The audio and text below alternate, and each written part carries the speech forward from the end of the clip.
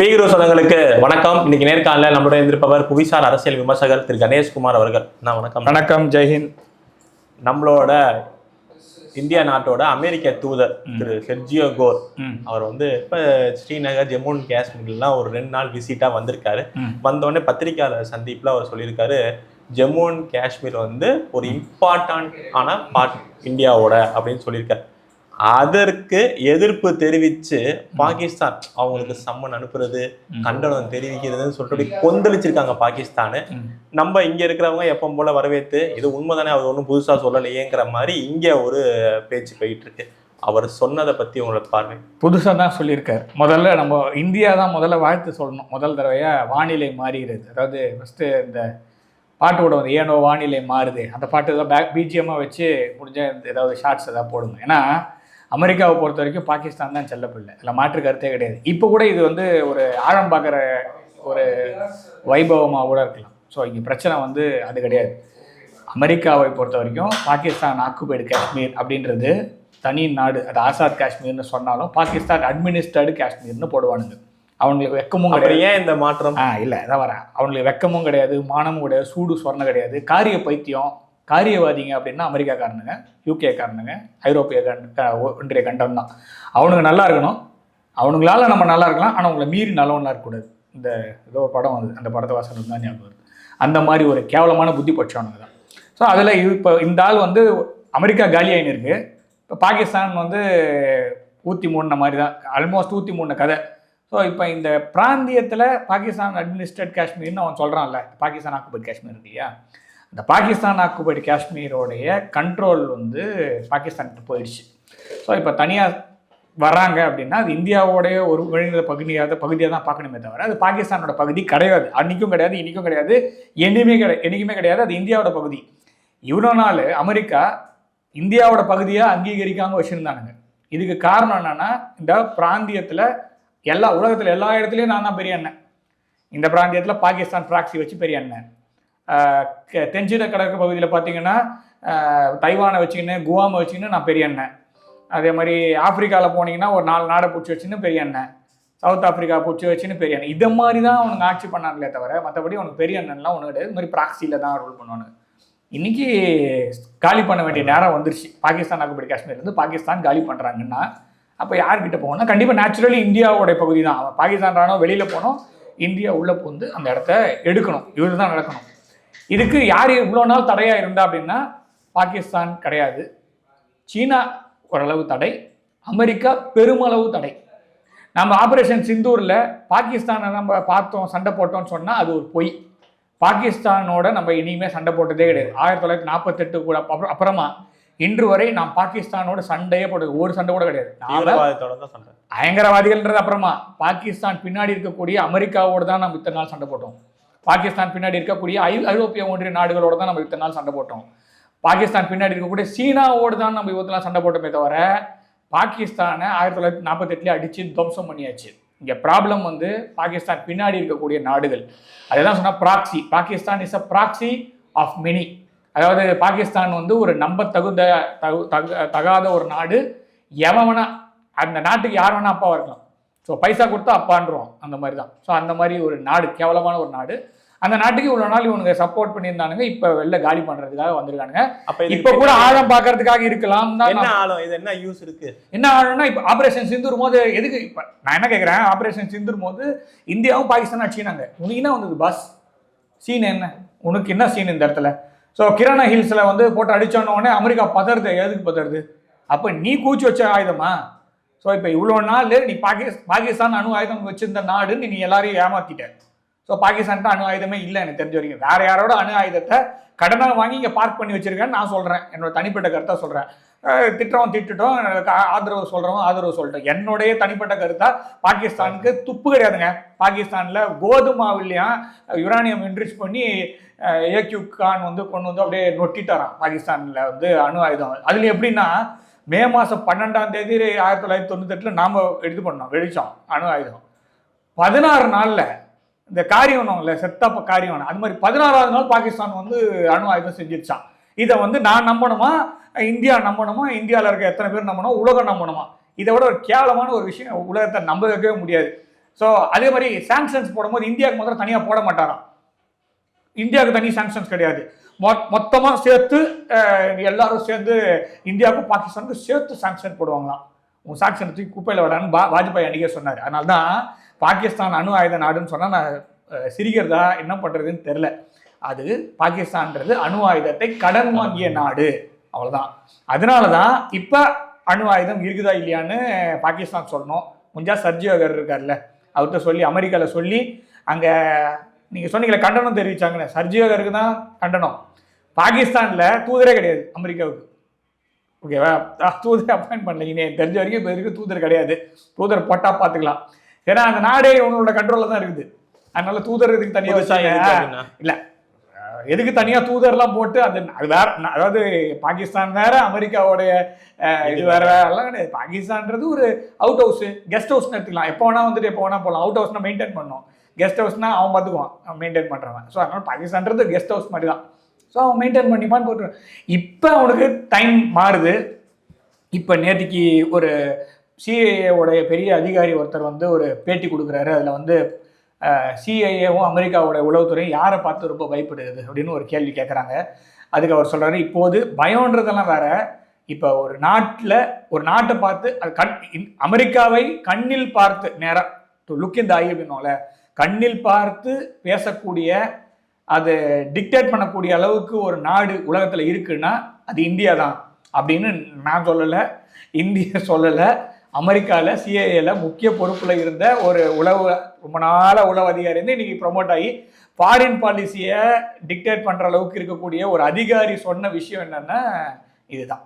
So அதனால் அமெரிக்காவுக்கு இப்போது இந்தியா, திரும்ப சொல்கிறேன், இதை முழுசாக நம்பலாமா? சஞ்சீவ் அகர் வந்து ஜம்மு காஷ்மீர் போயிட்டாரு, இந்தியாவோடைய ஒரு பகுதின்னு சொல்லிட்டாரு, அழகா இருக்கான்னு சொல்லிட்டாரு, அதாவது இந்தியாவில் ஜம்மு காஷ்மீர் அழகா இருக்கு, நம்பலாமான்னா என்ன கேட்டால் நான் சொல்லுவேன். இன்னொரு விஷயம் நடந்திருக்கு. இன்னைக்கு காலையில செய்தி பார்த்தா பாகிஸ்தான் கமிஷன் ஒட்டி புல்டோசர் போகுது, அங்க இருக்க பேரிகேட்லாம் விளக்குறாங்க, செக்யூரிட்டிஸ் எல்லாமே விளக்கப்படுறது. என்ன நடக்குது?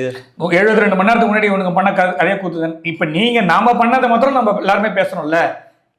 பாகிஸ்தான்ல அடிக்கடி நடக்கிறது இப்ப எல்லாம் கிடையாது. இந்தியாவோட ஹை கமிஷனர் இப்படிதான் மிரட்டப்படுவார் வேணும்ட்டு. நீங்க நான் என்ன சொல்றது, பாகிஸ்தான் டியூட்டின்றதே வந்து எப்படின்னா, ஒரு எப்போ வேணா சொல்லிட்டு வந்தியான்னு கேட்பாங்களா ஜெனரல். நம்ம வீட்டில் தமிழ்நாட்டில் ஜெனரல் சொல்லிட்டு வந்தியா அப்படின்னு கேட்பான். ரோட்ல வண்டி கேவலமாக ஓட்டினா இல்லைன்னா வந்து ஏதாவது பண்ணா அந்த மாதிரி ஆமாம் சொல்லிட்டு தான் வந்தேன்னு சொல்ல. அந்த மாதிரி பாகிஸ்தானுக்கு யார் வந்து தூதராக போகிறாங்கனாலும் சொல்லிட்டு போகிறது நல்லதுன்ற மாதிரி தான் பாகிஸ்தானுடைய வரவேற்பு இருக்கும். அது பல்வேறு முன்னாடி நடந்த நிகழ்வுகள் வச்சு சொல்லும் போது பாகிஸ்தானில் போகிறதுக்கு மிகவும் பெரிய பொறுப்பு வேணும், பொறுமை வேணும். பாகிஸ்தானில் இந்தியாவோட ஹை கமிஷனர் போகிறதுக்கு ஒருத்தர். ஸோ அந்த மாதிரி ஒரு தூதராக போகிறதுன்னா சாதாரண விஷயம் கிடையாது. பாகிஸ்தானில் கேவலமான ஒரு ட்ரீட்மெண்ட் இருக்கும். நாம் இவ்வளோ நாள் என்ன பண்ணோம், அவன் ஏதோ பண்ணிட்டு போகிறான்பா, நாம் வந்து ஒழுங்காக ட்ரீட் பண்ணுவோம் அப்படின்னு இவ்வளோ நாள் நடத்திட்டு இருந்தோம். அது அவனுக்கு புரியாது. நீங்கள் என்ன தான் பண்ணாலும் அவன் நீங்கள் எவ்வளோ தான் நல்லது நடந்தாலும் அவனுக்கு புரியாது. அவன் பாஷையே புரியணும், அவ்வளோதான். அவனுக்கு என்ன பாஷை பேசணுமோ அப்போ தான் புரிஞ்சாதானே. பாகிஸ்தான்காரனுக்கு உருது புரியுமா பேசலாம். அப்போ வன்முறை புரியும்னா வன்முறையில் தான் பேசணும், வேற என்ன பண்ண முடியும்? அதனால அவன் வந்து 72 மணி நேரத்துக்கு முன்னாடி நம்மளோட ஹை கமிஷனரேட்டுக்கு என்ன பண்ணணும் அதையே நம்ம ஆளுங்க இப்போ பண்ண ஆரம்பிச்சிட்டாங்க. Super foreign policy. I completely agree with the foreign policy. இப்போ இருக்க ஃபாரின் பாலிசி பர்ஃபெக்ட். இதுக்கு காங்கிரஸ் ஏதாவது பேசினாங்கன்னா லூஸ் தரமாக இருக்கும்ன்ற மாதிரி எடுத்துக்கணும். இல்லை ஒன்னே ஒன்று மாத்திரம் தான், அவன் என்ன பண்ணுறானோ அப்படியே நம்ம பண்ணால் அவனுக்கு புரியும். முதல்ல அதோடைய அவங்க தான் ஆரம்பிச்சாங்க. பில்லா படத்தில் அஜித் குமார் உலகத்தில் எல்லாருக்கும் புரிகிற பாஷை ஒன்று இருக்குது, வன்முறை தான். நீங்கள் எவ்வளோதான் கைண்டாக பேசினாலும், எவ்வளோதான் சாஃப்டாக பேசினாலும், எவ்வளோதான் எக்ஸ்பிளைன் பண்ணாலும் 5 ரூபாய் அப்படின்னு வந்து நிற்பாங்க. அவங்ககிட்டலாம் பேசவே கூடாது. அவன் ஒரு பாஷை எடுக்கிறான்ல, அதே பாஷையில் ரிப்ளை பண்ணும். அது யாராக இருந்தாலும் சரி, லோக்கல் முதல் இன்டர்நேஷ்னல் வரை அதே பதில் சொன்னால் மாத்திரம்தான் அவனுக்கு வலிக்கும். அப்போ வலிக்கும் போது தான் ஓஹோ இது அவனுக்கும் வலிக்கும் இல்லை அப்படின்னு ஒரு ஃபீல் வரும். அது வந்து நீங்கள் கொடுத்து தான் ஆகணும். அந்த வலியை கொடுத்தா தான் அவனுக்கு புரியும்னா கொடுப்போம். அதை தான் இந்தியாவோடைய இப்போ ஃபாரின் பாலிசியோட சேஞ்சை நான் பார்க்குறேன். It is very good and I welcome this. ஆக்சுவலாக ஐ கங்க்ராச்சுலேட் திஸ் மூவ், இந்தியாவோட மூவ். இதை விட மோசமாக ஏதாவது அவனுங்க வந்து ஹை கமிஷனர் இருக்காருல்ல பாகிஸ்தானோடைய இந்தியாவுடைய தூதர், பாகிஸ்தானுக்கான இந்திய தூதருடைய கார் மேலே ரத்தத்தெல்லாம் எழுதியிருப்பாங்க. ஆடை வெட்டி போடுறது, கோழி வெட்டி போடுறது, ரத்தத்தை ஊத்துறது, இதெல்லாம் வந்து முன்னாடி நடந்த விஷயம். இப்பெல்லாம் கிடையாது. அதான் சொன்னேன், அந்த ஊர்ல தூதரா போறதுக்குன்னு பொறுமை வேணும்னு சொன்னதுக்கான ரீசன். உங்க ஒரு டீல் ஒத்துப்பீங்களா நீங்க ஜென்ரலா? அந்த மாதிரிலாம் பண்ணக்கூடிய நாடு தான் பாகிஸ்தான். நாம வந்து அந்த அளவுக்கு கீழ்த்தரமா இறங்கலனாலும் அட்லீஸ்ட் நீ பண்ணதை அப்படியே நான் பண்ணி காமிச்சிருக்கேன், பார்த்துக்கோ அப்படின்றது நல்லது. அடுத்தது ட்ரம்ப் அவர்களுக்கு பயங்கரமான ஒரு அதிர்ச்சி தகவல் ஒன்று வந்திருக்கு. என்னன்னா, ஈரானுக்கு ரஷ்யா ஆயுதம் கொடுத்துருக்கதா, புட்டின் அவர்கள் வந்து ஆயுதம் கொடுத்துருக்கதா இப்ப செய்திகள் நாளிதழ்ல வருது. இப்போ உண்மையா? ஏங்க, இவங்க வந்து ஜெலன்ஸ்கி ஆயுதம் கொடுக்கலாம், தப்பு கிடையாது. அமெரிக்கா இவங்க ஷபாஸ் ஷெரீஃப்க்கு, அசீம் முனீருக்கும் ஆயுதம் கொடுக்கலாம், தப்பு கிடையாது. சரியா? இவங்க வந்து உலகத்தில் இருக்க ஐசிஸ் ஆரிஜின் எங்கன்னு பார்த்தீங்கன்னா நம்ம கிளின்டன் காலத்துலேருந்து ஆரம்பிக்கும். அதாவது ஹிலாரி கிளின்டனுடைய காலத்துலேருந்து இருக்கும். ஸோ இவங்க என்ன வேணால் பண்ணலாம். உலகத்தில் யாரும் அந்த கேள்வி கேட்பார் மீட்பார் கிடையாது. இவங்க என்ன வேணால் பண்ணலாம். இப்போ ஈரான் வந்து ரஷ்யாவுக்கு உதவி செய்யுதுன்னு வச்சுங்களேன். அப்போ ரஷ்யா வந்து ஈரானுக்கு உதவி செய்யுதுன்றது பைலேட்டரல் தானேங்க வரும். அது எப்படிங்க மல்டிலேட்டரலாக வரும்?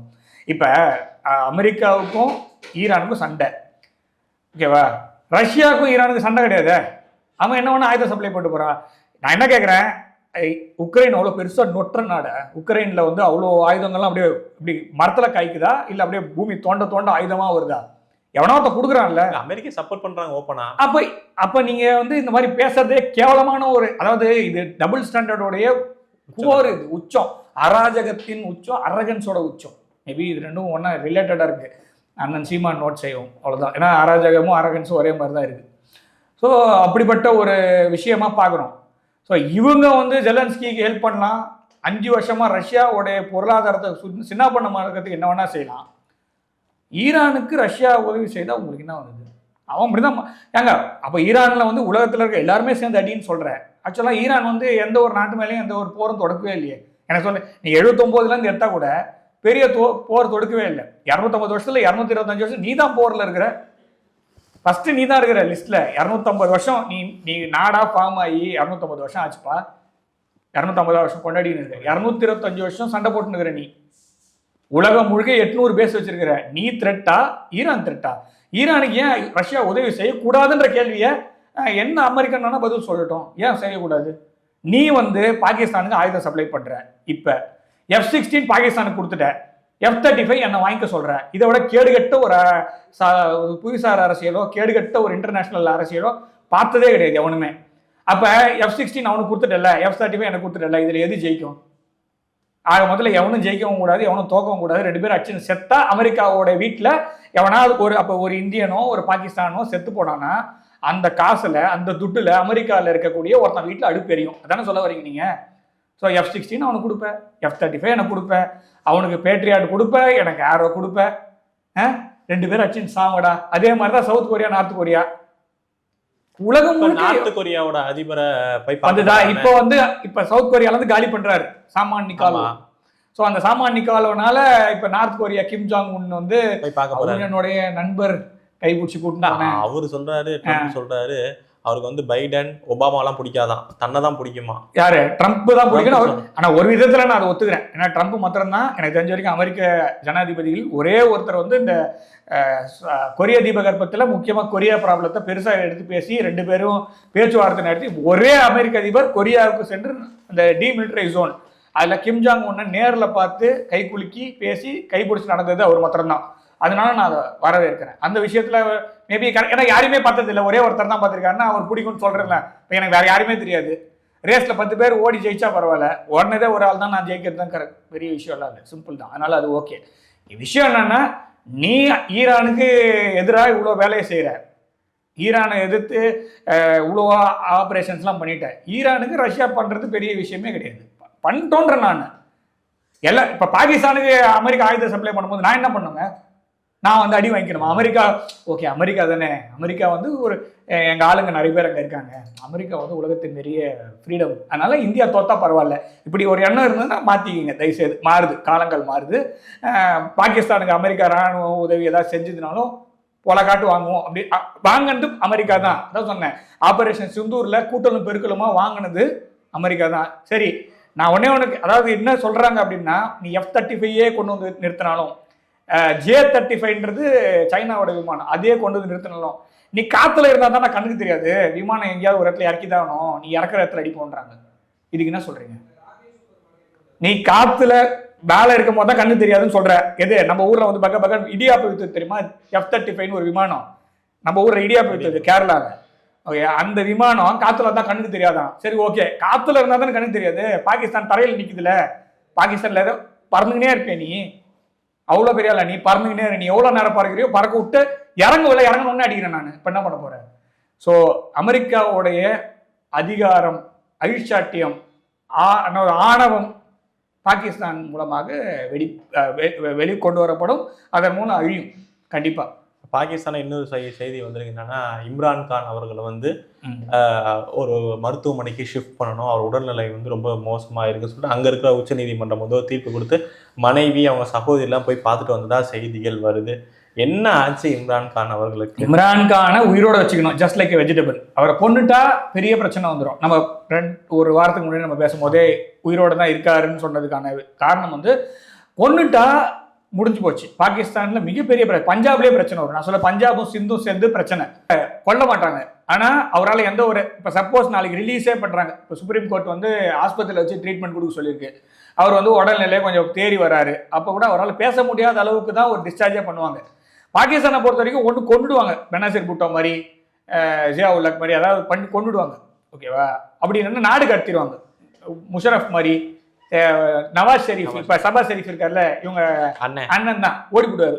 ஒன்னும் ஓடிவிடுவானுங்க, இல்லைன்னா ஒத்த வச்சுன்னு செத்துருவானுங்க. இதான் பாகிஸ்தானுடைய கட்டமைப்பு. ஆனா இப்ப இம்ரான் கானை கொல்ல மாட்டாங்கன்றது என்னுடைய தனிப்பட்ட கருத்து. ஏன்னா பொண்ணாங்கன்னா பாகிஸ்தான்ல ஆல்ரெடி இப்ப ஒவ்வொரு எல்லா மாகாணத்திலுமே பிரச்சனை. அவர்களுக்கு நல்ல ஆதரவு இருக்கு. நல்ல அதாவது ஒரு கோல், அவர் பேரே வந்து என்ன சொல்றது, நம்ம ஊர் சாக்லேட் பாய் மாதிரி ஒரு. ஸோ அந்த வேர்ல்டு கப் ஜெயிச்சது பாகிஸ்தானுக்கு கொண்டாடுறதுக்கு ஏதாவது இருக்குதா? ஒன்றும் கிடையாது. இப்போ நம்ம ஊர்ல எடுத்துக்கிட்டீங்கன்னு வச்சுங்களேன், பிஸ்னஸ் நல்லா வருது, மிலிட்ரி நல்லா இருக்கு, எல்லா போர்லையும் ஓரளவு ஜெயிச்சிடுறாங்க, பிரச்சனை இல்லை. சைனாக்காரங்க நிறுத்தி அமுச்சு விட்டுறோம். ஸோ ஒவ்வொரு இண்டஸ்ட்ரியா ஸ்போர்ட்ஸ்ல இருக்கும், எல்லாத்துலேயுமே கொஞ்சம் கொஞ்சமாக மேலே வந்துட்டு இவ்வளோ பிரச்சனைக்கு அப்புறமாவும் நம்ம இவ்வளோ வெளியிலேருந்து அந்த ப்ரெஷரை தாண்டி நம்ம ஜெயிக்கிறோம். பாகிஸ்தான்ல அந்த மாதிரி எதாவது இருக்கா? எதுவும் கிடையாது. ஸோ கிரிக்கெட் மாத்திரம் தான் ஒரே போக்கத்தவனுக்கு ஏதாவது புகழிடம்னு சொல்லுவாங்க, அது கிரிக்கெட் மாத்திரம் தான். அதில் ஏதோ ஒரு பாழா போன ஒரு வேர்ல்டு கப் வாங்கி கொடுத்துட்டாரு. அன்னிலேருந்து இன்னி வரைக்கும் அவர் வந்து அந்த கோல்டன் பாய் அந்த இது இருக்கும். இவரால் அழிஞ்சு போன கிரிக்கெட்டர்ஸ் ஜாஸ்தி, அது வேற விஷயம். Karma is a boomerang which comes back, அவ்வளோதான். அதனால இப்போ இவருக்கு வந்து ஆதரவு இருக்கு. இவர் தான் பிரதமராக இருக்க வேண்டியது. இவர் வந்து அமெரிக்காவுடைய ஆதரவு பெற்ற வேட்பாளர் அப்படின்னா சபாஸ் ஷெரீஃப். நம்ம ஊர்லேயே சில அமெரிக்க ஆதரவு பெற்ற வேட்பாளர்லாம் இருக்காங்க. அவங்கெல்லாம் ஜெயிச்சா இந்தியா நக்கிட்டு போயிடும். ஆனால் அவங்க சந்தோஷமா இருப்பாங்க. அமெரிக்கா மீடியாலாம் இந்தியா சூப்பராக இருக்குன்னு எழுதுவானுங்க. ஆனால் இங்கே இருக்கிறவனுக்கு வந்து சோறு கிடைக்குதா பெட்ரோல் கிடைக்குதான்னு கூட தெரியாது. இதுதான் பாகிஸ்தான்ல அவங்க பண்ணிட்டாங்க. அது அந்த சக்ஸஸை வந்து இவங்க கண்டினியூ பண்ணணும்னு பார்க்குறாங்க. அதனால உயிரோட வச்சுக்கிறதுக்கு என்னென்னலாம் பண்ணுவாங்க. ஆனால் அவரால் எழுந்து பேச முடியுமா, மைக்கு பிடி பேச முடியுமா, நடக்க முடியுமான்னா எனக்கு தெரிஞ்ச வரைக்கும் சந்தேகம். பேச விட மாட்டாங்க மோஸ்ட்லி.